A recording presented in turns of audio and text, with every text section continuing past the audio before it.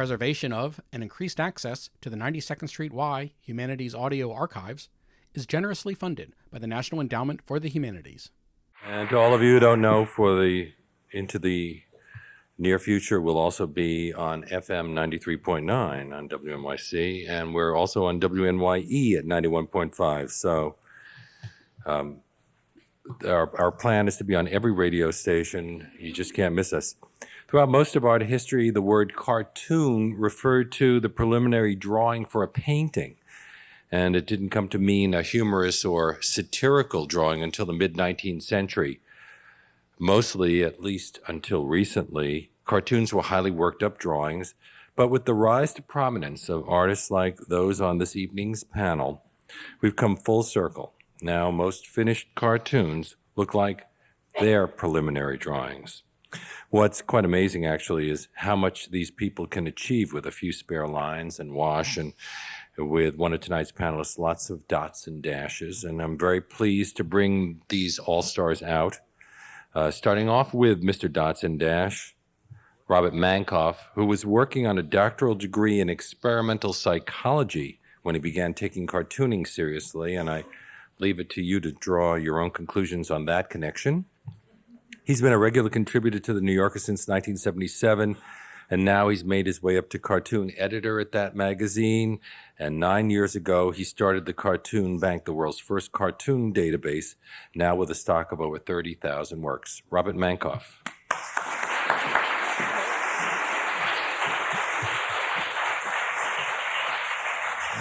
Doug Marlette is the creator of the syndicated comic strip Kudzu and the political cartoonist for Newsday. He won a Pulitzer for editorial cartooning in 1988. In his spare time, he has written his first novel, The Bridge, a multi-generational epic, his publisher says, full of humor and heartbreak, love and betrayal, forbidden passions, and family secrets. And we'll find out later whether it's about the Bush family. Roz Chast sold her first... I should bring him out. Doug Marlette.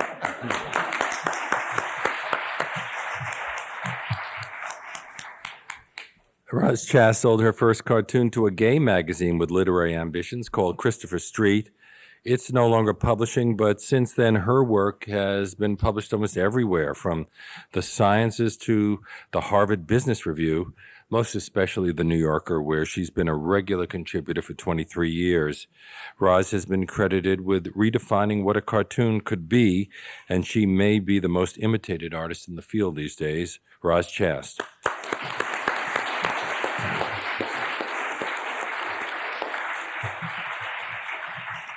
Salih Memecan earned a doctorate in architecture as a Fulbright scholar in the early 1980s.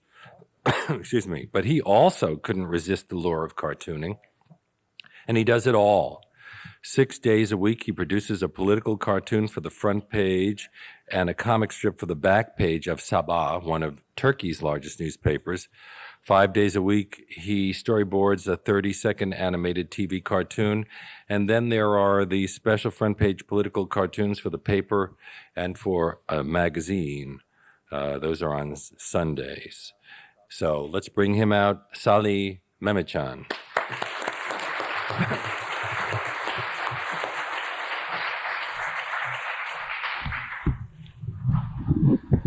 Are some cartoonists artists with senses of humor and others humorists who have to learn to draw well enough to illustrate their jokes? I think imagine a Venn diagram. Have you imagined it yet? I want to give you time.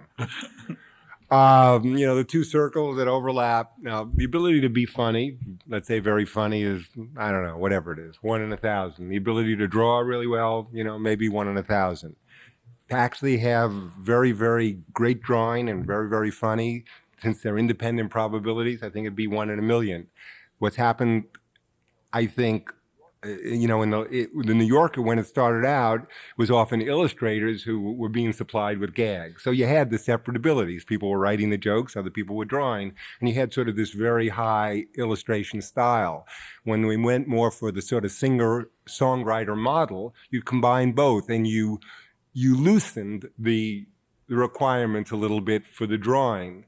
And I With think somebody like James Thurber, Well, James Thurber is the really the guy- requirements for the drawings are very loose. I guess he made it a lot easier for a lot of people. when and also a lot of people. I mean, Thurber had what I would call good bad drawing, He draws just well. and what we get submitted a lot is bad drawing.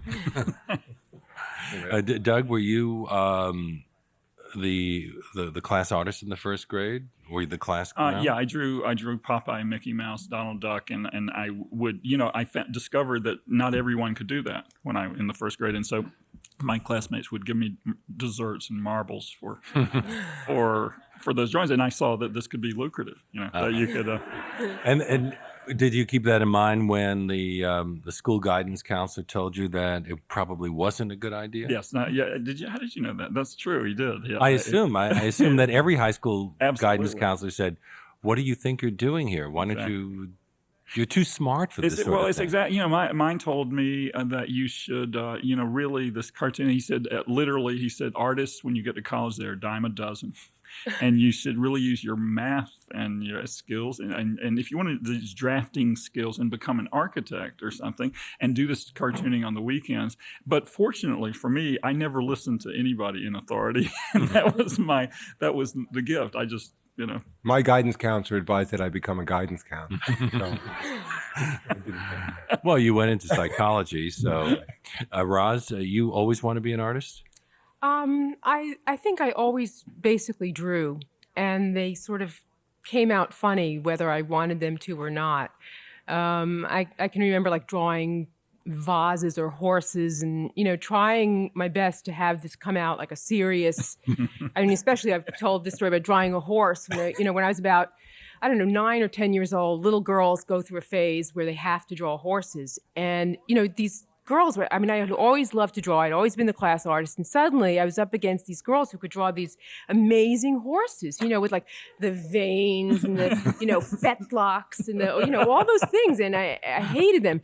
And I hated horses also. So, but I decided one day I was going to train myself to draw horses because this is, what I had to do. And one day I got this pad of paper and I sat down and I remember I filled up this book with drawings of horses and I named all of them, and because I thought this would make it even more serious. And then I looked at them and they were really terrible, but they really made me laugh. Mm-hmm. They were like, ah. But now you've become an expert at rendering penny loafers. So penny loafers, yeah, that's which is lamps. Probably a lot better for you. I'm very good at lamps. Salih, were your parents pleased when you told them you might abandon architecture for cartooning? When I told them that I would become a cartoonist, I was already 30 years old, so they really didn't have anything to say. Because I postponed my decision. I always wanted to be a cartoonist, but I was afraid that it wouldn't be taken seriously as a profession. So I kept pursuing my architectural education until it's finished, and then I realized that I am overqualified to practice as an architect. So I said, this is time to be a cartoonist. But architects draw, but it's so opposite. Architects draw in a very tight, almost constipated way, and you draw in this very loose, free way. So this was a liberating experience for you? Yes, it was. Wasn't Saul Steinberg also an architect? Yes, and he had a PhD also, Yeah. So it was quite encouraging knowing that he had a PhD in architecture and so on. And he had said that architectural education is the best education for anything but architecture. I read it someplace. I was also 30. This is true when I decided quit graduate school to become a cartoonist. And I remember telling my parents that, and my father, especially who had gone through the Depression, and he looked at me straight in the eye and said, they already have people who do that. Doug, let's talk a moment about your novel. This is your first. Was the writing always important to you, or something that became more important? No, it became more important. I drew in my comic strip, which started about 20 years ago. I had my character wanting to be a writer. I did not know that I wanted to be a writer, and so that was his aspiration, and I think that just came out there. But it's so different, cartooning, and it's really interesting and fun to kind of experience the difference between in cartooning, it's all concision and distillation. And for the novel, it's elaboration. And, with cartoons, you start in the morning and you finish in the afternoon, and you see it in the paper the next day. And this is more the long distance run. But I think the similarities have to do, the attraction to image, the powerful image, the charged situation. There are a lot of things that translate or come in handy, but there are other aspects that are very different. Well, as you point out, in cartooning, being verbally spare is really important. Right. Sometimes I look at the captions in cartoons and I think, well, 4 more words would have made this a lot more natural, but then again, it would have eaten up a lot more space. Right. Yeah, that's the whole. Go ahead, Liz. I was going to say, some people like words a lot, though, and they you ramble on and on. You put a lot of words in your cartoons, so I assume that you're the next one on this panel to write a novel. No, I don't know. I think I really you just take all the words that have been in your cartoon. Pre-order them. Yeah, it's. I would miss the pictures. I mean, recently I had to write I was asked to write the introduction to the kids' book of New Yorker Book of Kids Cartoons, and you wanted to do a plug, Roz. That's good. I had to put pictures in it. They were just. It was just too many words without any drawings, and it made me kind of crazy. But when you're doing your work is different from most cartoonists, especially in the New Yorker, where there's a picture and then there's a little caption somebody else sets in type. Did you find it just too hard to say what you wanted to say with a punchline? It just never seemed natural to me. I mean, occasionally I've tried to do, and occasionally I have sold an actual gag type cartoon, but it's not a natural thing for me. Well, both you, Doug, and you, Salih, do strips where words are important in progression. You could pretty much do the same drawing 4 times, but the words would change, and you could have a funny thing, right? Well, for me, I see it, for political cartoons, and for the ideal for me as a political cartoonist is the wordless cartoon.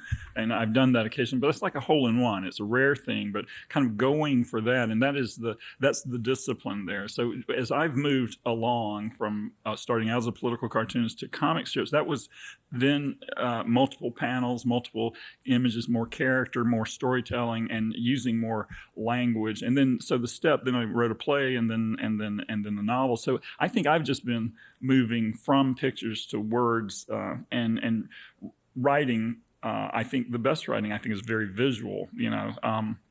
But I'm really interested in this question, though, because it's for political cartoons. I've noticed in this country and over the last 15 or so years, I think cartoons have become more verbal and less interesting. And I think we've gone through a really, cartooning. I heard. But do you think that the newspapers or the cartoonists are afraid that their readers are not as sophisticated as they were in the past, and they have to tell them everything? It's really, I think it's many reasons. I heard Bob Dylan saying recently that if he'd started out today, he probably wouldn't have gone into music. And I feel that way about political cartoons because it's so uninteresting to me. And this is not, I love a lot of cartoons with words, but for political cartoons, the thing that excited me was the wordlessness about it. And that's the way they started, didn't they? With Daumier, Hogarth, Rowlandson, people like that. Although there are words, but they would have minimal words. There are, but the thing that thrilled me was the power of the image, the power that what is funny is, I believe, and especially with the New York Times, and that editors very often, because they're word people, they prefer, I describe the kinds of cartoons that they like as trips to the dentist. They want something that is a lot of work to go through. Well, writers, when we're at meetings with the New Yorker, writers will tend to like, and editors tend to be writers, lines that they could imagine having done themselves. Right. Whereas the visual stuff, they can't imagine themselves doing at all. So they'll sort of resonate. And you will hear often a writer say, "I wish I could draw." By that, there's really the conceit saying, I wish I could draw someone with their mouth open. Now, I think that, to me, there are various different types of ideal cartoons. One of them is the cartoon, like you said, where there's no caption at all. Others are where there's a very strong visual and there's a caption, and neither one makes sense until they both come together. I mean, the classic example would be Peter Arno's, where there's a plane crashing in the background, the guy's parachuting down, and someone's walking away from it, and he's saying, well, back to the drawing board. Now, in that, back to the drawing board, there's nothing funny about that, nor is there anything funny in the picture. That sort of, in some ways, of that classic mold, the hardest thing to do. I think each generation gets imprinted in terms of their humor on the type of comedy they saw growing up. So a generation that came out of vaudeville with props, or Marx Brothers movies, or radio comedy, expected these strong visual elements. A generation that has been raised on sitcoms expects lines, and that's what they like. And I think that has led more to that drift towards that type of verbal thing. Now, and that's what we see in the New Yorker a lot. We see that in the New Yorker. We see a lot of cartoons of couples sitting there and making wisecracks to each other, very much like we would see on television sitcom. Because, as I said, that is the easiest thing, and some of them are very good, and some of them, everything, I think that you judge has to be judged on some sort of scale, like, if it's very good, all bets are off, and still publish it. I'm just saying, if it's a great line, it's a great line, and okay, this is the excuse for it. It's two guys at a bar. But I think that's true, that you do see a lot of that, and a number of the cartoonists are in fact sitcom writers. Now, Salih, did you start doing political cartoons and then also go to a strip, or did you do them simultaneously? I started with the political cartoons, and when I started it was better if you didn't use any words. So partly because my country, in Turkey, our cartoonists were affected from the Eastern European artists, and they didn't use words a lot too. I mean, most graphics. You mean you influenced by the Soviet artists and Soviet artists and Czechoslovakians, Romanians, and so on. That's partly because. If you didn't put words there, you could always back up and say, I didn't mean that, That's what happens when you live in a repressive country. But now we can use lots of words. At that time also, people felt, readers, when they got the joke, they felt sophisticated. They felt of a different class. They felt intellectual. That was one of the advantage. I came to Philadelphia for my PhD. I spent some years. When I went back, I made things easier, for my readers. So I use words. I would narrate. I put narrations on top of the cartoons and put balloons, and I used colors and everything. So it was much easier. And readers were somewhat became lazy because of television. They wanted things to be given them, simply. So they got the jokes and, But you Americanized your cartoons. You'd lived here. In a way. But are they less likely to be political, the cartoons in the back page, than the ones on the front page? The ones on the back page has nothing to do with politics. It shouldn't be politics. Because often comic strips do have political points of view. We've had Little Orphan Annie, Lil Abner, Pogo, Mallet Fillmore, Kudzu does it. And even Roz sometimes gets into politics, like that Ralph Nader cartoon that you did. He's going to be a guest on my radio show on Monday, and I wonder if you have anything you want me to tell him. Oh. She takes it all back. Yeah. I was kidding. Joking. But I wonder whether it's It's a joke. yeah, right. Lighten up. I wonder whether it's impossible to do any kind of cartoon without being political at some time or another. After all, cartooning does have a social criticism side to it, doesn't it? You mean, are you saying that every cartoon is political? No, I'm saying that I'm wondering whether every cartoonist isn't political at some time. No, there are some gags that are just gags. I think that one of the differences, I think, between, let's say, cartoons and the New Yorker is that I would think if you're an editorial cartoonist, often, you're cartooning for a certain newspaper, and you sort of established your ideology over time, because every day you're sort of making a point, and that I wouldn't say you're a slave to your own ideology, but certainly you've developed it. That's an important part, whereas if you're a New Yorker cartoonist, you could go to sleep a Republican and wake up a Democrat or vice versa. Right. I mean, you change your opinions about things and you're sort of free not to be bound by your last cartoon. So you might be making fun of Bush and then you might be making fun of Gore But see, I would say that's the best political cartoonist. I mean, and one of the things that interests me about my profession, political cartooning, is that I find myself more inspired by New Yorker cartoons in terms of political cartooning. And I don't know when this happened, but they became more topical in the last 10 years or so. There were always some topical cartoons, but usually very, very mild. And that was really Tina Brown, that she wanted them more. Well, the thing that when I was starting out, and there was a whole kind of a renaissance in political cartooning, Jeff McNally, Mike Peters, myself, the generation that grew up on television, I would feel constantly, and all of us did, and I think it helped raise the standards. We would feel, man, I wish I'd thought of that when we see our colleagues and people. Now, the only time I feel that way is in the New Yorker. I mean, I say, oh, Hey, we're doing good. We like this guy. No. It's just true, but it's also sad. And I would like to say that the thing about that's really tragic, I think, and this has gone on in the New York Times, where you don't get cartoons with any words. There are more words in their cartoons than in the Gettysburg Address, and it's just that, it is, they have lost somehow the discipline or the focus of, and they seem to like it. And my theory is that they like it because it's more like a Times editorial. Right. That it's more like what they... Well, but you said a phrase which is very interesting and which I think bears on, certainly Mike, I remember you said, I wish I had thought of that.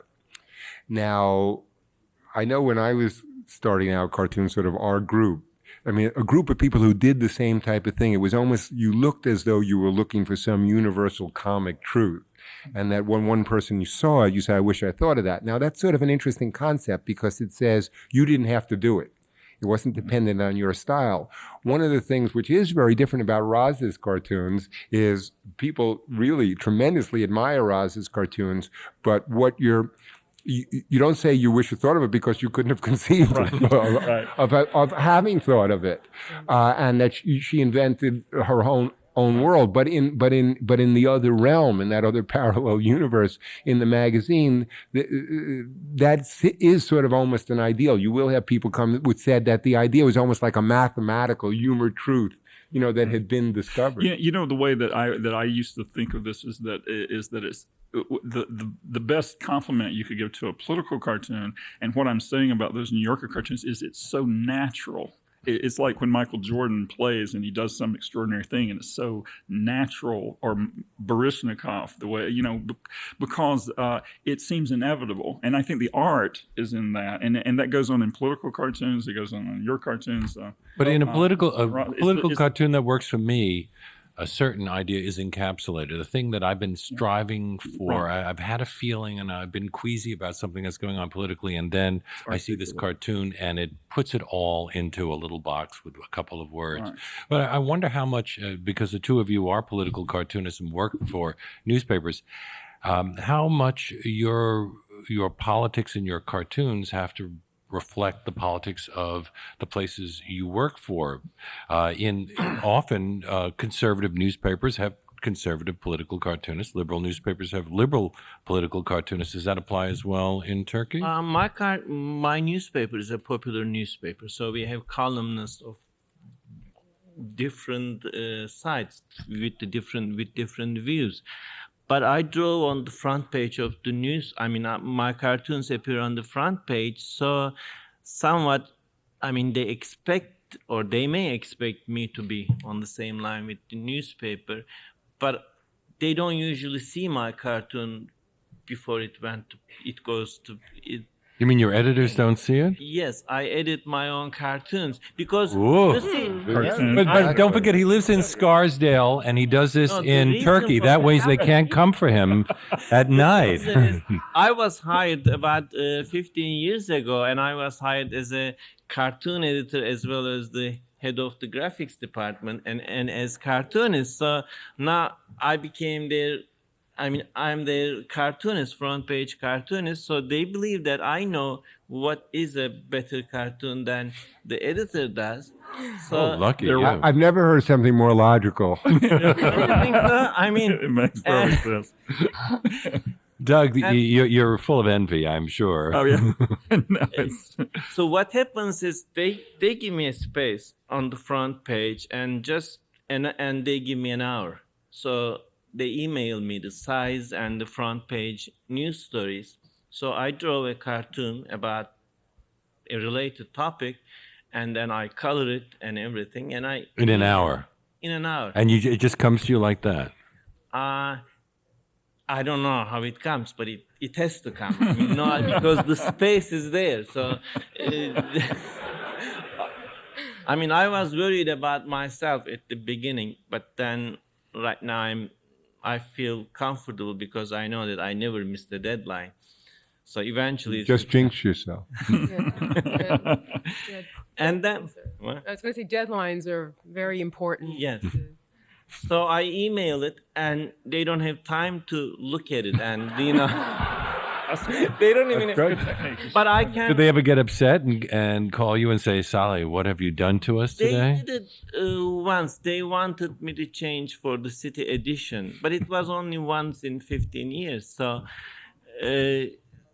they feel much more comfortable with me editing my own cartoons. But I think Doug doesn't have such a luxury. In fact, the Newsday once apologized for a cartoon you did about the Pope. I used that incident in my novel. The protagonist is a political cartoonist who does a cartoon based on that experience, and the paper apologizes, and he ends up beating up his publisher and losing his job. And you wished you had beaten up your publisher? I'm a much more civilized person than that. Did you ever regret doing that? No, oh no.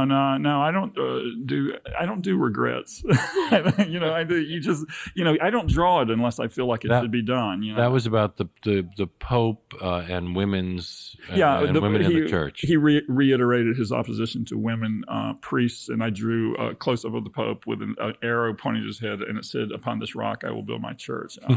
And it upset a lot of folks in Long Island and the editors. Catholic Church in general. Well, actually, there were a lot of Catholics who agreed with it and liked it, but the ones who voiced their opinion there.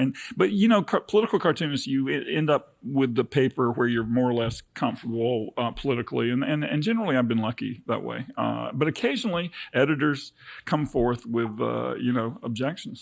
Is there more sensitivity now after September 11th as to what will be seen as funny? Roz, you did a cartoon about a bookstore that featured works with 50% less irony, didn't you?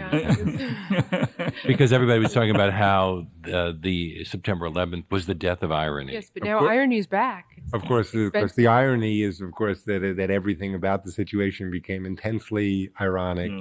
One of the things I say is, let's say you had somehow been asleep and you found out that there was an Office of Homeland Security. Would you feel more secure? I mean, everything about it. Everything about it began to have, the whole thing of a state of heightened alert. I mean, we ran a cartoon where there was a guy saying to his wife, he's watching television, of course I heard what you said. I'm on a state of heightened alert. My favorite one, you did a cartoon issue, and one was the two FBI men come to the door and they say, "Hi, we're from the FBI. Just checking, are you scared shitless yet?" Going door to door, scaring everybody shitless, which was unusual for us to use that word. But none other was appropriate.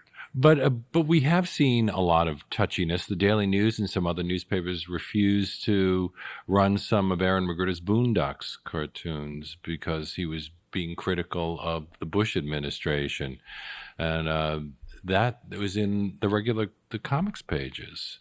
I know that Gary Trudeau has had Doonesbury's dumped at different times. Did that ever happen with you with Kudzu? Oh yeah, I have. I did some cartoons about when Jesse Helms was running for election, and they were dropped by a lot of North Carolina newspapers because it was so close to the election, and I was making I was talking about his.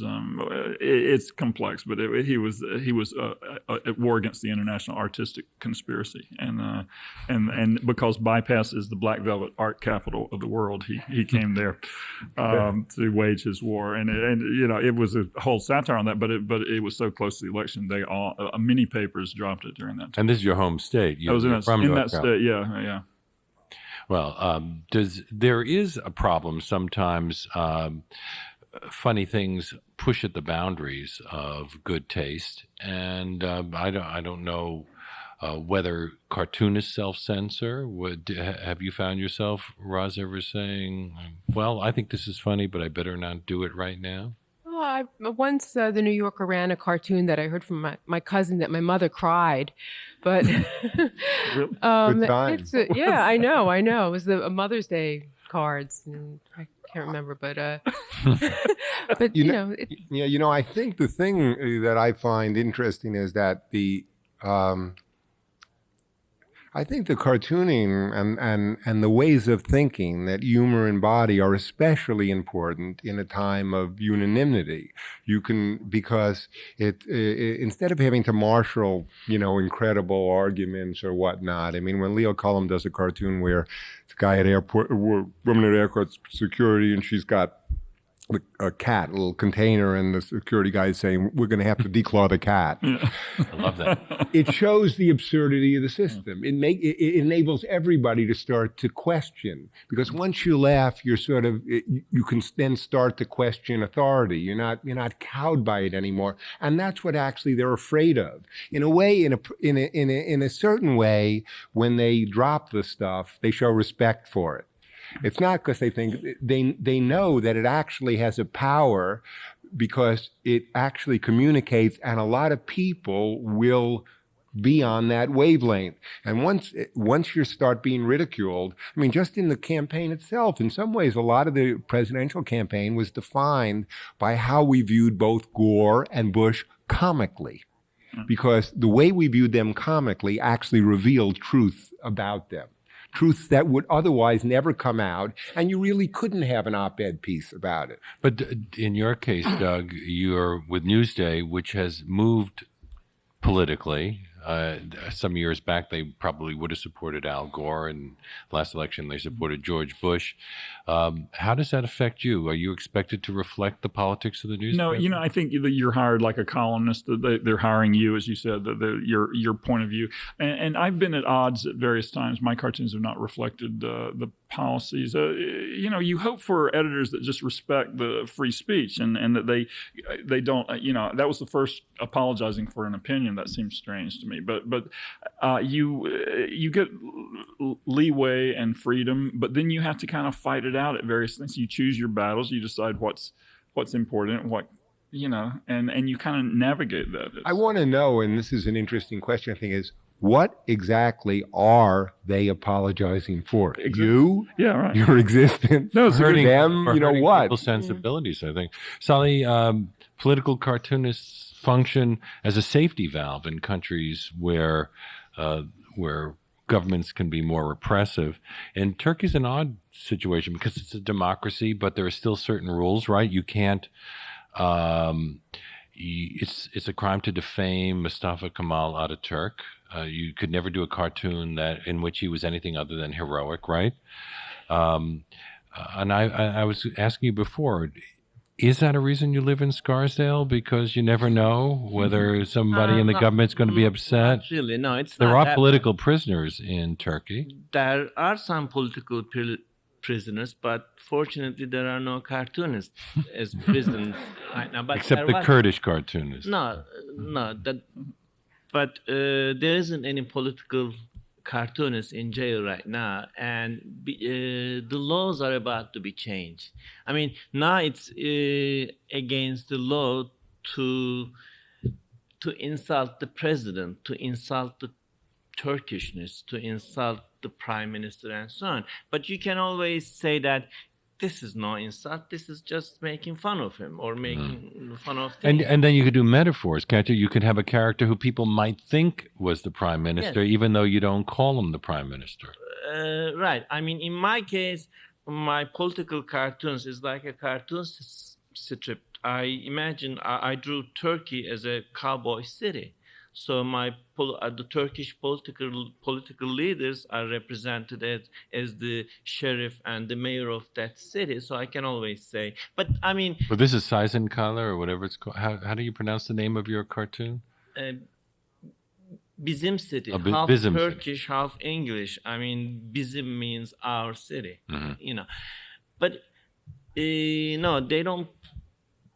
I mean, the laws are changing, so it's getting better. And I really didn't have much trouble, except that, of course, you shouldn't be making fun of Atatürk or making fun of the values of the society. But on the other hand, I have much more freedom than my American counterparts in terms of my company's taboos. I mean, you know, so I just draw whatever I feel like. Of course, there's a limit to it. Now, Roz, you do cartoons for a number of publications. We've been talking about the New Yorker, but you do it for a wide range of publications, some of which I wouldn't normally associate with you, like science magazines and such. Do they have certain requirements of you, or are you free no matter where you're working to do whatever you want to do? I think I'm, you know, compared to something like what you're describing, you know. You never make fun of Ataturk, I'm sure. Make fun of. Ataturk. Oh, no, Founder it of hasn't modern come up. Turkey. I mean, I might. You never I'm know. coming out with a book, which that's all it does. A whole book about Ataturk jokes. The New Yorker book of Ataturk Right. cartoons. No, I don't think that. I think it's a little bit different because, well, one thing I really love about doing cartoons for the New Yorker is I don't have to do. I mean, not only can you go to bed a Democrat and wake up a Republican, but you can go to bed having political feelings and wake up just completely disinterested in it, and then you know the next morning wake up and you're interested in it again. And you know, because you don't have, I don't think I'm a political cartoonist, but I'm not a political cartoonist. Right.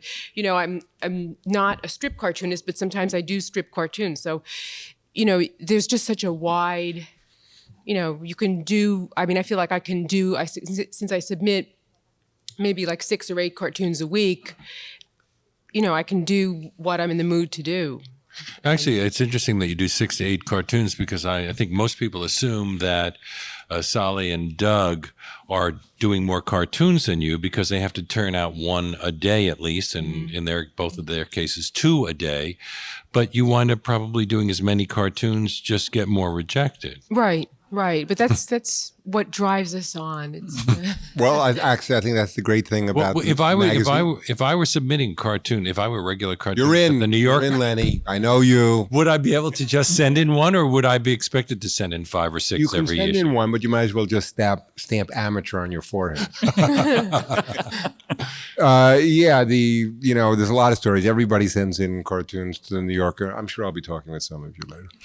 And Very famous people have. Well, very famous people, and not usually everybody's got an idea. I mean, I remember once I had an arrhythmia, and the cardiologist, was doing the thing with the electrocardiogram, and they want to calm you during this period.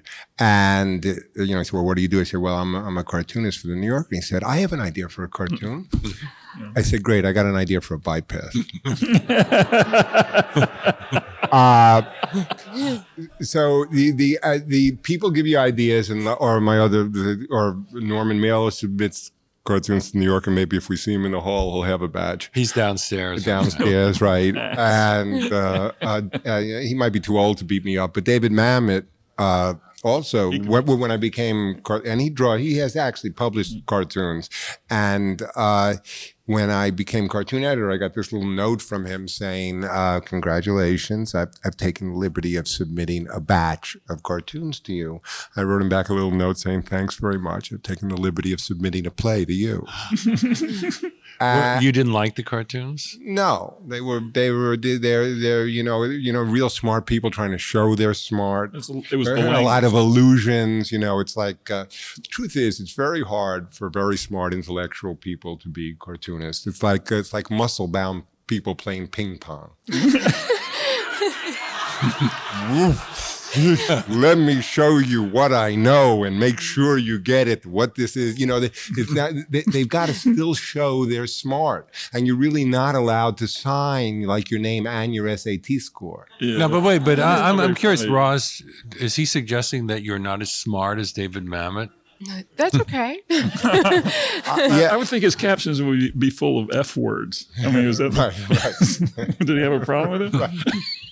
Well, no, it's sort of like a theory, whatever, my theory, it's really multiple intelligences. There are different types of intelligences.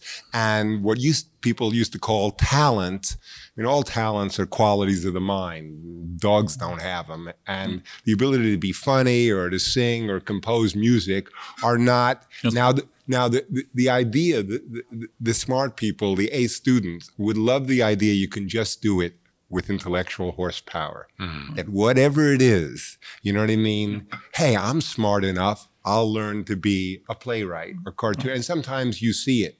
And it's sort of intelligence masquerading as talent. Right. But it's not talent. Talent is talent. Well, I think that's one of the things you said about learning to be a cartoonist. I mean, I don't think that's something that can be taught. I mean, I think that you can learn skills that help your drawings, but I don't think you can really learn to be a cartoonist. I heard an editor saying that he at some point had to decide whether to be a novelist or to be a journalist, and you know, a novelist friend said, you know, that's not something you decide. Right, right. It's sort of decided, you know, before you. You know, I also, you know, when I was growing up on Mad Magazine, I fell in love with all the artists, as we all did.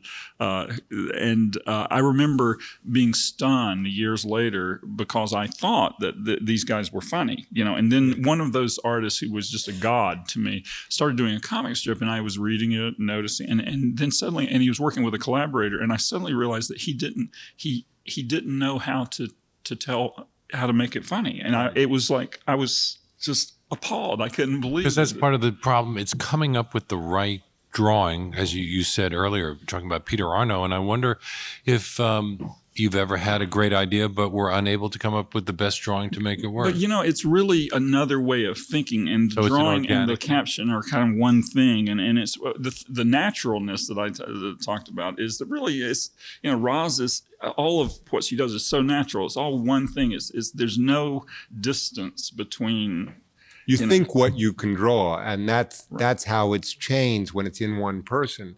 And the other thing that's actually happening, which is so this is singer-songwriter kind of thing, as you said earlier. And not only, and when I think of it as different intelligence, my theory is that, well, the conscious mind has nothing to do with cartooning. When you said you think of it when it comes in the hour, the conscious mind is the secretary. It says, let me put this in this pile, let me put this over here. This might be good, I'll look at this note. But what you're really doing is dreaming while you're awake. Yeah. And that's all I can say. Right. And anybody who does it knows that's exactly it. And you're transcribing it. You're saying, okay, and then you can make the little notes. You can be your own secretary, help yourself out. That's why you got to write the idea down. But that's what is hard for people to understand. The very, very, especially logical, organized people who think that somehow you're going to be able to kind of a focus-free association, kind of aim inhibited, and that you got to open up the gates to allow the up from the depths. But we do understand it on another level, because I know somebody can tell me 5 jokes that I'll laugh at, and then 5 minutes later I can't remember any of them. But I can remember cartoons that I read 20 years ago, and I know it's because the drawing has helped me to remember them. It's that marriage of the drawing and the funny line, or the funny notion, that stayed with me all these years. Well, you know, again, I mean, the visual, the difference, what I've noticed, and again, this is coming from journalism, is that visual people and word people are like 2 different tribes. And part of the reason the New York Times, for instance, doesn't have a cartoonist or use it is because you can't control good cartoons. You can't control and control is very important to journalists and to new editorial page editors and that sort of thing. And the essence of that, I think, is because we dream before we speak, and cave paintings came before Gutenberg, and there's something powerful and primitive and uncontrollable about images. And some editors or word people are more comfortable with the civilization of words. I mean, the words and language, you can say on the other hand in an editorial, there's something about language that is further along the evolutionary Well, then it's scale. agreed we will kill all the editors. And the layout people, of course, who are the bane of anybody's existence. Because But in Salih's case, they give him that space, and he does whatever he wants. So. yeah, but he doesn't know. One day he could find the layout person who would say, "We're thinking, could you make it like this?" Dude, it comes, every morning is a surprise. Sometimes it's like that, and you could only draw a guy with a balloon. Right, yeah, right. Sometimes Or giraffe. it's like that. That's called train cartoon. So I have so many train cartoons because the layout. Well, person cartooning, I think, has been heard like that. It's been heard in the New Yorker, and in my opinion, although I'm friends with the people, at least it was till I said this, but whenever you say something like. Well, when you have a cartoon, it can be any cartoon, it can be any size. It's evaluated along, one criterion. Is it funny? When all of a sudden they say we want an L-shaped cartoon, well, they're gonna come up and say, that's okay because we need the L-shaped cartoon, Right. and therefore it's already started to become, compromised because of it. The people don't. They don't. I think They don't lie. They compromise rationalize. Compromise is a very mild word for what that is. I mean, it makes no sense. Yeah. Just an L-shaped cartoon. I mean, what? But what is that meant to accommodate type or advertising? I don't even understand. I'll tell you what happens when the magazine is often laid out. It's laid out in what's called minis. So the pages look small, so you can see the flow. This started with Tina. We have this idea of flow, and and then in the author, whenever there's a very, very dominant personality, it's great in an organization because all of a sudden the words start to permeate. All of a sudden, Tina said flow. Hearts and minds follow. Everybody said flow. Right, except the It cartoonists are going flow. So you're looking at these little minis. Ew, flow. So you're looking at these little minis. Remember, like synergy. Ooh, yes, that's synergy. Another word was Mocking though. another word was Yeah, twee. that. Another word that Tina used was twee, and I never knew what. Twee. Said I don't know. It's a little too twee. And everyone, no one knew what it meant, but then everyone started saying, "Isn't it too twee?" And just another funny way that people have of manipulating. Well, one of those tall cartoons, you could draw a twee. It's a twee. Very tall twee. You showed it. That cartoon will be an evergreen. A thing often that someone would say to you in the tug of war, they'd say, "Do you love it?" And all of a sudden you were confronted by this thing. All of a sudden you had the cartoon. You really not had to say that you liked the cartoon, but it was your betrothed. Right. But it is interesting to look at some of the old cartoon books, and some continue to be hilarious, and other ones you ask, did they think that was funny at one point? Because I would think so. yeah, but it no longer seems funny at all. Do you think humor changes? Well, I'd actually like to ask Salih, what do you see in terms of how much universality do you see? Right. And when you came here and you looked at cartoons, did they make sense to you? Not make sense to you? They didn't make much sense at the beginning. It took some time to understand it. Until you learn to speak English, of course. No, that's part of it. But then, even though, especially New Yorker cartoonists, that took me longer. Yeah. We're still I working had on to it. live in New York to understand or appreciate the Right, jokes right. there. But it's not my problem only. It's problem with so many other Americans, I guess. Even Long Island. Yeah. Well, So culturally, you may have different tastes or different understanding of humor. So if I were to see a number of Turkish cartoons translated, of course, because I have looked for your cartoons and others on the web, and they were all in Turkish. I didn't understand anything. On the whole, would I understand them? Some of them, but my political cartoons, I used pun some of the time, not my cartoon strip. My cartoon strips, I mean, you may appreciate the jokes because I expected them to be universal rather than local. But my political cartoons, although it happens in a cowboy city, it's local, Turkish.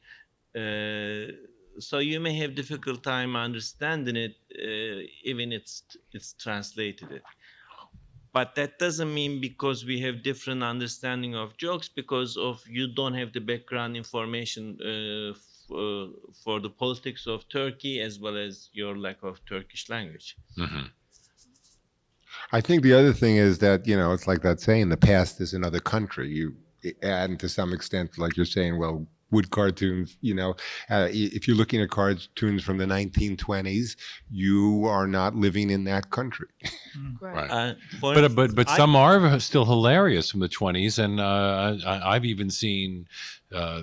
If I knew an old cartoon, I've seen new cartoons where obviously some cartoonist also saw that cartoon and did an updated version. Yeah, I mean that happens there, but there's a whole there's a whole subset of cartoons. They might even be racist or biased, that were based on shared prejudices and ideas.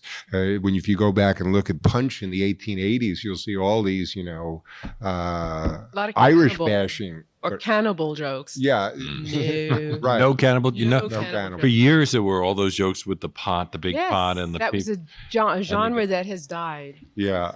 I wondered what happened to those. The Donner Pass cartoons, you can't get in. Bad taste. I can say the difference, for instance, between a British cartoon and an American cartoon, even though they are both in English. Mm-hmm. Well, the British end every joke with "don't they?" Well, there's a situation. It's very twee. They say. Twee. Well, the British cartoonists submit cartoons to the magazine, and they're even sort of good cartoons, but there's just something off in terms of the language and and the feel for it. But some work, and to some extent, I think it's the case. A lot of American cartoons work in England because our culture is more broadcast and they're more familiar with. Well, American cartoons work everywhere, because of the hegemony of the American culture. Yeah, American TV, American movies, and so on. So people understand American, cartoon strips because that's what what they read. Are there trends in the sorts of things that you see? There are certain themes that we see again and again: visual puns, takeoffs on cliches, parenting cartoons, the war between the sexes. Do they go in cycles? Well, I don't know that so much they go in cycles. I mean, there's cartoons that to some extent like, light bulb jokes. You don't use them up by doing one. They actually always generate and spawn more of them. Eventually people may sort of burn out. And in my picking the cartoons, I sort of have a sliding scale. Yeah, we'll publish a Desert Island cartoon, but since there've been so many published, it'll have to be good. On the other hand, if someone makes sort of a breakthrough and they're thinking about something that's never been thought in a humorous way, I don't actually feel it has to be that funny. I feel it's the first one. But then I'm sure you've seen, because I've seen them in other publications, a lot of Roz Chast imitators. Do cartoonists ever feel embarrassed about just knocking off somebody else's style? Not the people who knock it off. Obviously. Clearly. But what do you do?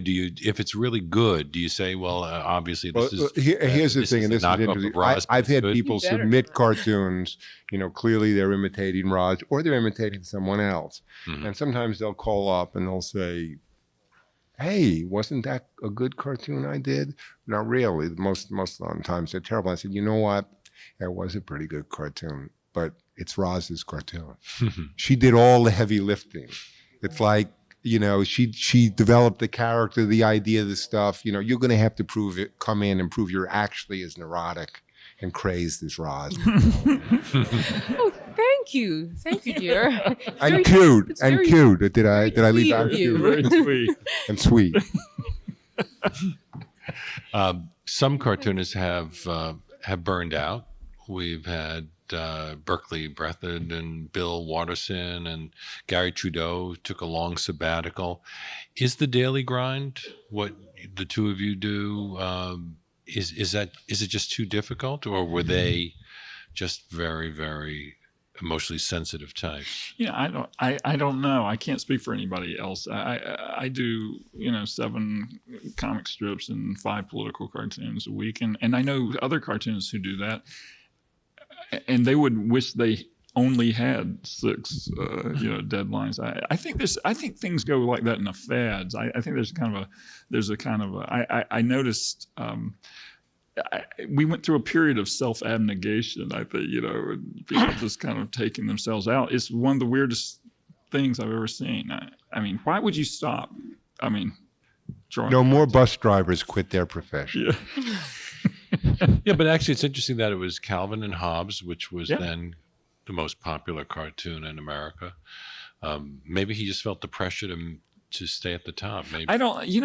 I'm just skeptical of. I know I'm skeptical of the notion of burning. You learn to work on 8 cylinders. You learn to love a deadline. You learn to love a blank sheet of paper. That's part of the emotional attitude. It's like an athlete who learns he wants the ball in the final seconds. I mean, when I was a kid, I wanted to be in the locker room during the final seconds of the game. But the great athletes, they give me the ball, put me in coach. I mean, and the pressure is important. You like it. Yeah, It's and it's not- not. Oh, sorry. So you go. No, you go. It's not burning out, but it's getting bored. I mean, you keep doing the same thing. I mean, in my case, for instance, one of the reasons that I moved to Scarsdale, not to get bored, the reason, I mean, you keep reading the same You mean newspaper. Scarsdale isn't boring? It's boring.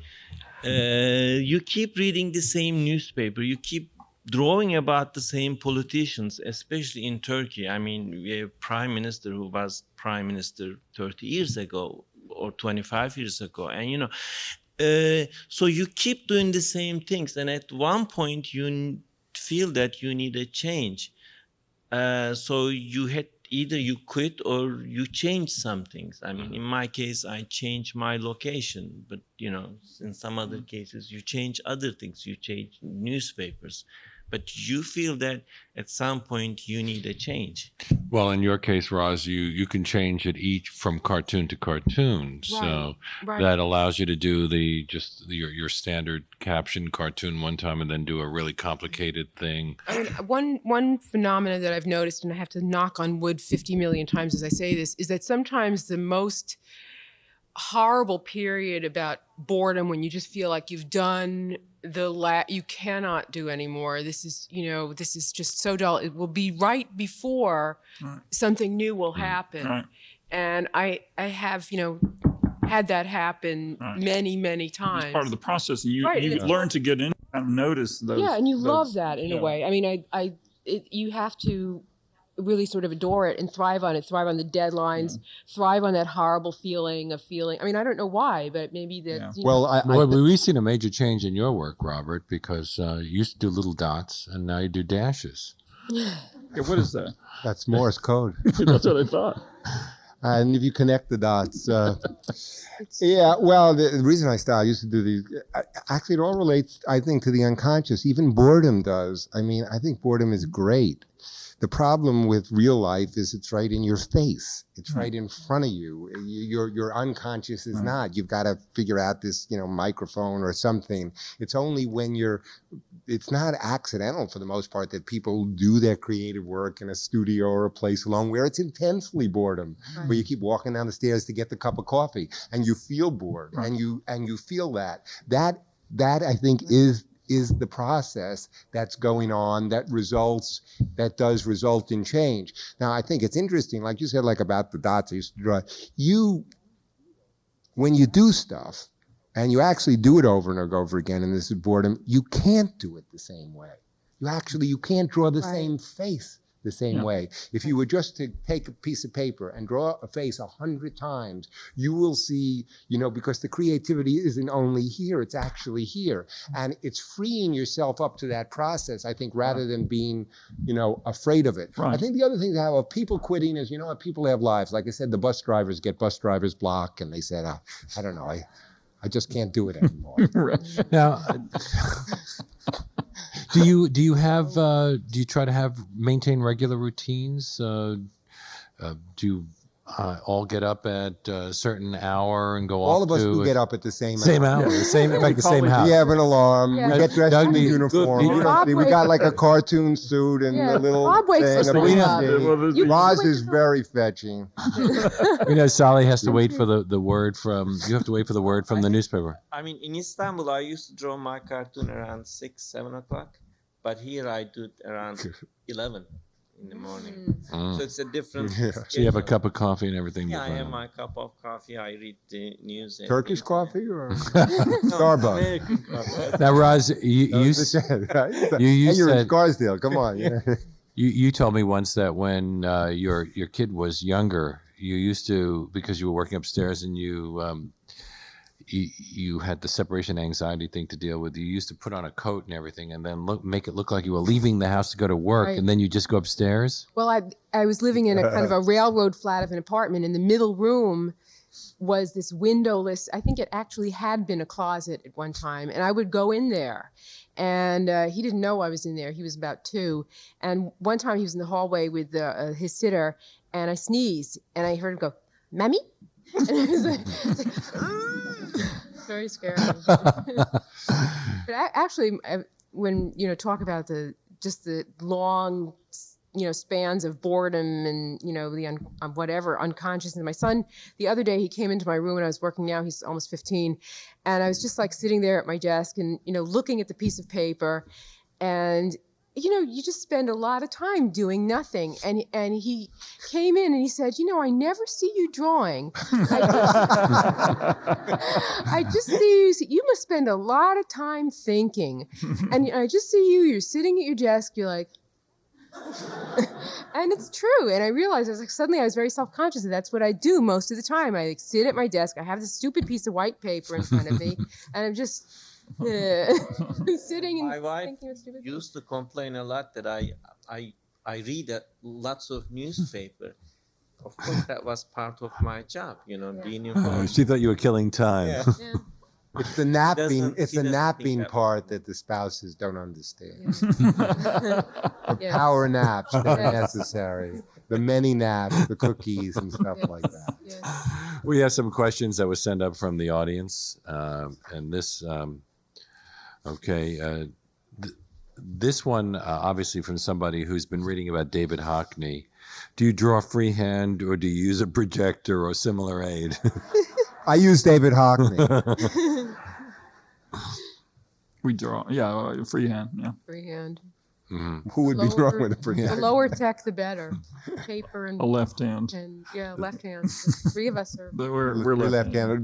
There's 3 left-handers, and you may have a future if you change your You would probably quit. your orientation. But over 50% of the cartoonists are of the New York cartoonists. Tons are of them. left-handed. Sure. To Roz Chast, are you still afraid of your couch? Afraid of my couch. Oh no, we got rid of that one. Oh. Yeah. It was the pillows were swallowing everybody up who sat on them, and they slide into the back. It was one of these convertible, and you'd sit in and you just feel.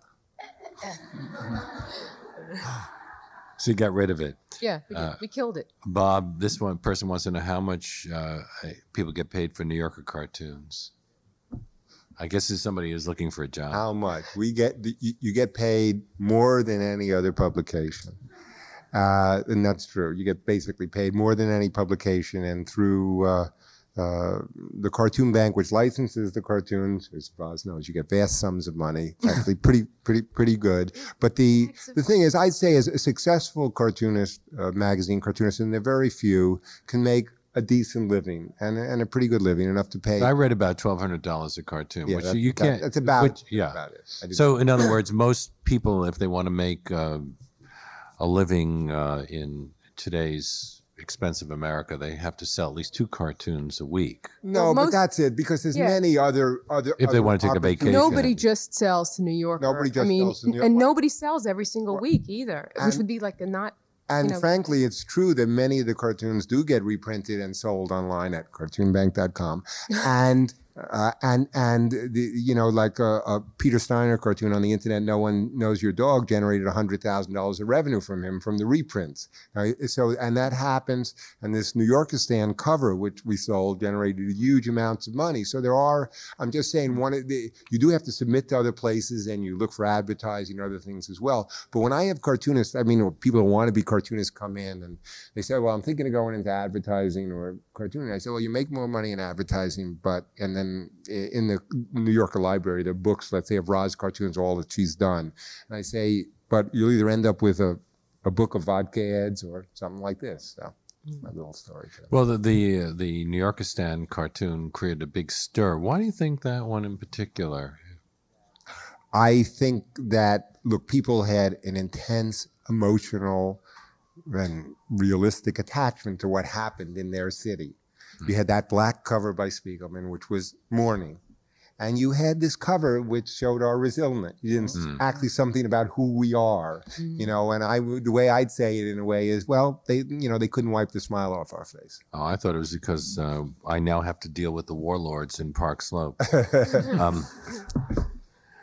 When cartoonists get together, are they supportive or competitive? Judging from tonight's panel, you're supportive. Do you tend to be? Do cartoonists tend to swap stories? They don't usually get together. They don't get together. In my experience, the National Cartoonist Society, which is more of a mix of strip and gag and all those, they tend to be more kind of friendly. And the closer you get to the editorial side, it's more sniping and gunslinging and all that. So it's the war between the editors and the artists. Between the cartoonists, I mean, the cartoonists. There's more of a kind of a bristling towards each other and that kind of. Well, when Roz and I were starting in the mid and late 70s, we did have a really close group of people. Me, Roz, Jack Ziegler, Mick Stevens, and we'd have lunch every day. And people were tremendously supportive, and that was what amazed me about that group of cartoons. There really was no, as Roz says, she prefers to stab herself in the back. Other people, but really there's very little of that, and there was a lot of tension in terms of the work being sold, but a great bunch of people. Are political cartoonists today interested in creating or influencing change as cartoonists were in the past? Thomas Nast, Conrad, etc., Herblock. Do you think that when you do a political cartoon, Salih, do you think that it has? Do you hope that it will change people's minds? Actually, I don't think the same way as I do 20 years ago. So I'm kind of afraid to impose ideas on my cartoon. So I see my job as showing the other side of the issue, or or a funnier side of the things, or reveal things, and make the people decide on what to get from it. I see it as revealing rather than imposing an idea. My cartoon, no one's ever accused me of being bland in the cartoon. I've always gotten, hate from the beginning. I mean, hate mail and death threats. I mean, just fairly regularly, people signing petitions to have me fired. And just like the Newsday cartoon and apologies and things like that. That seems to be something that's kind of in my gene pool, troublemaking. But I don't think of it so much. I mean, I've always kind of gone against the grain of wherever I was. But I really am not especially interested in ideology. Personally, I don't think at all in terms of changing people. It's very narrow for me in terms of I just want to be awake at the end of the drawing. I want to have a pulse when I finish the drawing, and so I only do things that move me in some way or stimulate me. But so when you saw the political cartoons of someone like Herblock, when he was going after Senator McCarthy. You thought that was God, not the way to go? That made me want to be a cartoonist. I just thought that was great, and I thought it was powerful and moving, and that's what I want. I want to be moved. I want to be knocked out of my. When you open the paper, I want to be just surprised and thrilled. Often funny, but not. It doesn't have to be funny. For me, humor is the best thing, but it doesn't have to be. There are a lot of different emotions and a lot of different things you can do in cartoons. This person wants to know, do people submit ideas or try to sell them to you? Do you ever use them? I do occasionally get a packet of gags, which I can never understand why they're sending them to me. Two guys in a firehouse, sliding down a pole, one says the other, and I think, like, why? Why are you sending them to Roz, me? could you repeat that more slowly? It sounded good. The people do. It goes back in the tradition. They used to be gag writers, and when we started out, in the 70s and stuff, you'd really get this packet. I've done 30, and a lot of cartoonists did use that type of stuff. And then you just have the amateur people who call up and say, I have an idea for a cartoon. Yeah, one of the things that happens with political cartoons is you get people calling you and giving you ideas, and it's almost like they're seized by there's a demon that has to be kind of exercised, and all you have to do is listen. I mean, and if you just listen and they say it. What happens is that these people so rarely get an idea. Right. They're thrilled. The type of rapture that occurs. It's like speaking in really, tongues. This is true. It's like I call it idea rapture.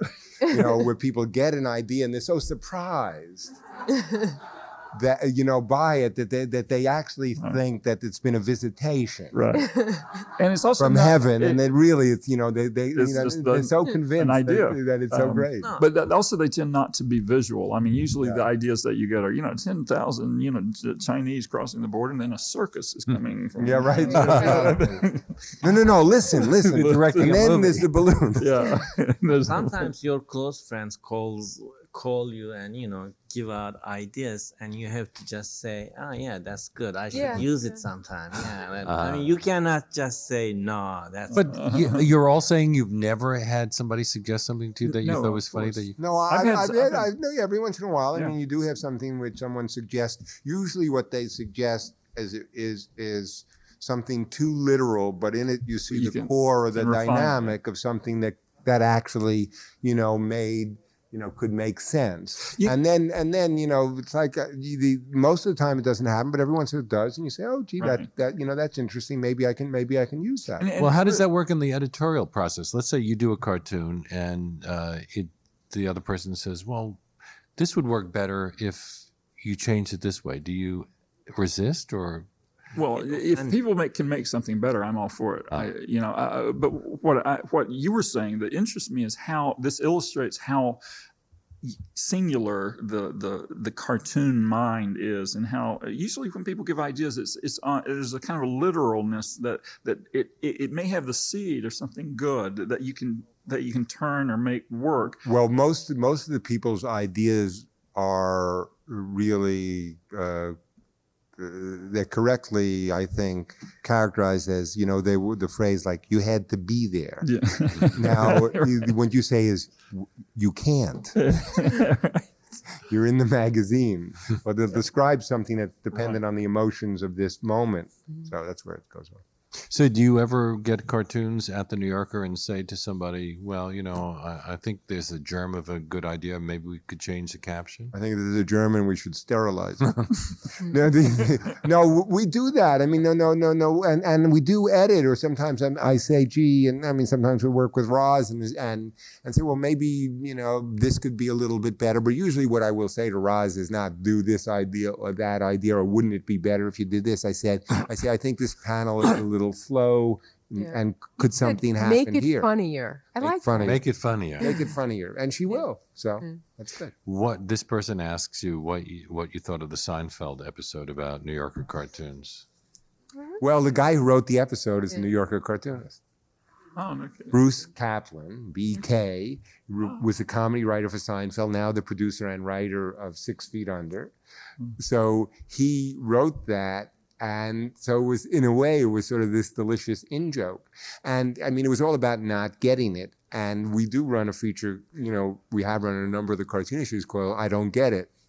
the New Yorker cartoon IQ test. And it's true. Sometimes, the wonderful thing about, I think, especially the New Yorker during its, the Shawn era, for instance, is cartoonists could do cartoons that they themselves did not get.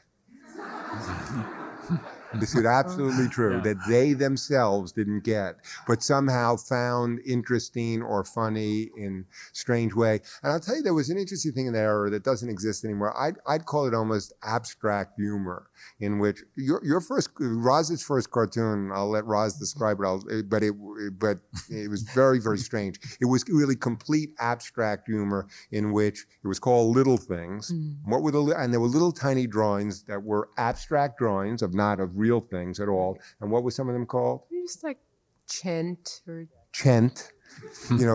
Kel. So here it is. Here you had this drawing, which in some way was funny, as a poem is funny, and only the New Yorker would do it. Or Jack Seeley would do a cartoon called The Empire State Building and a Side Order of French Fries. Okay, that I'm just saying that there's no meaning there except sort of the absurdity of these objects together. So, I think that's I think where the New Yorker does differ, in that we don't at all try to focus group it or make sure that everybody gets the cartoon. And sometimes we publish things that practically nobody gets. And I think they like the cartoons in some way and more for it.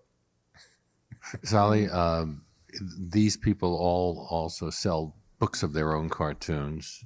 Does that happen in Turkey as well? Yes, I sell my own books. I mean, I get them published, my cartoon strips, as well as my political ones. It's funny. I mean, in America, there's a system going on. So if you're a cartoonist, you do cartoons. If you are popular, a publisher comes and publishes it. Or if you have a good character, somebody comes and makes an animation of it. But in Turkey, we don't have that system yet. So you have to struggle to do it yourself. So I asked a couple of publishers to publish my books. They told me that cartoon books don't sell. So I told them I'll publish them. So how many should I print just to get information? They said, we usually publish 2,000, but you should, print 2,000, but you should print 1,000 to be on the safe side. So it was about 5 years ago, and now my books sold about 300,000. So they didn't really know their job. I mean, they had this misconceptions. Cartoon books don't sell. So do your books sell 300,000, Roz? Several books. The series. 300 years, they might. Well, some sell. Some of the cartoon books sell, quite a bit. And I will say for the books that we've done over the years, New Yorker cartoon books. I mean, all of them. The doctor, the lawyer, the psychiatrist, the kids are all in print. So. They sell enough to produce royalties, which I think is... And there have been a number of kudzu books. Yeah, and kudzu and political cartoon collections and all kinds of... And now there's The Bridge. Right. Almost guaranteed to be a bestseller. It actually is a bestseller in the Southeast, and they have extended the tour to the Midwest, which is a stunning thing. I mean, to me, that it's a very difficult time. Publishing is very, as we all know, and so the book has found an audience, which amazes me. Yeah. Well, we found a nice audience here, and I want to thank you all for coming by. And my great thanks to Robert Mankoff, Doug Marlette, Roz Chast, Salih Memecan. So it's been a great pleasure. Thanks for listening. For more information on the 92nd Street Y, New York, and all of our programs, please visit us at 92ny.org.